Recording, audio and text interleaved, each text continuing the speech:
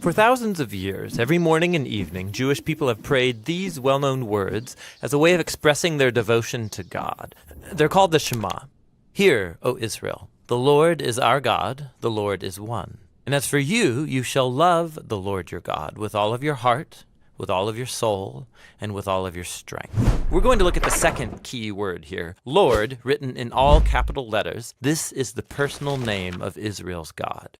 We first learn the meaning of this name in the story of Moses and the burning bush in the book of Exodus chapter 3. God appears to Moses and he commissions him to liberate the Israelites from slavery. And so Moses wonders, what if people ask the name of the God who has sent me? And so God responds, tell them, YHWH has sent me to you. Now, that Hebrew word YHWH means I will be. In other words, God's name means that he is the one who is and who will be. God's existence doesn't depend on anyone or anything else. This God simply is. But it will sound kind of strange for Moses to go say to the Israelites, I will be has sent me to you. Only God can say, I will be. So in the next sentence, God tells Moses the version he should say aloud, Yahweh, the God of our ancestors, he has sent me to you. Now, that word Yahweh is the ancient Hebrew form of the verb he will be. And this is the personal name of the God of Israel. It appears over 6,500 times in the Old Testament. Now, here's what's interesting. Over the centuries, Israelites wanted to honor the sacred nature of this divine name. So, as they read the Hebrew Bible aloud and they came to this name, they stopped saying Yahweh and instead started saying the Hebrew word for Lord, which is Adonai.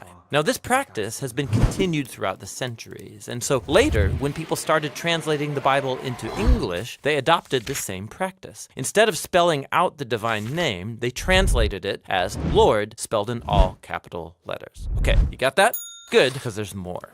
Ancient Jewish scribes wanted to prevent anyone from even accidentally saying this name aloud when you read the Hebrew Bible. And so they came up with a visual device to remind you to make sure you say Adonai. They took the 4 consonant letters of the divine name. These letters correspond to our English letters YHWH. Then they inserted the 3 vowels from the word Adonai and combined these together to create an artificial hybrid word, which if you pronounced it, it would say Yahuwah, but no Israelite ever said Yahuwah. It's simply a visual reminder to say the word Adonai. Now, it gets more interesting. Much later, Christian scribes came along who didn't know that Yahuwah was an artificial word, and so they began to say it aloud and spell it in their writings. This is the word that eventually entered into English as Jehovah. It's a word many people still use today.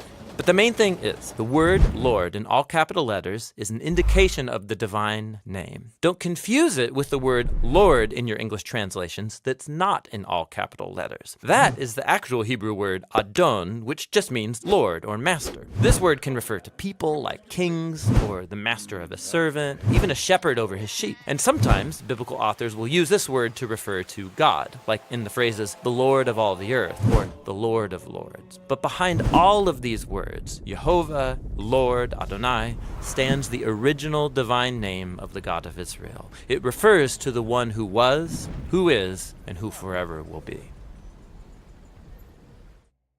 Thanks for watching this word study video. It was the second in a 6-part series on the Shema, and we have a lot more videos on our website, thebibleproject.com. The Bible Project is a nonprofit. It's a crowd-funded endeavor. You can actually help us make all of the future videos. You can find out more and free resources at thebibleproject.com.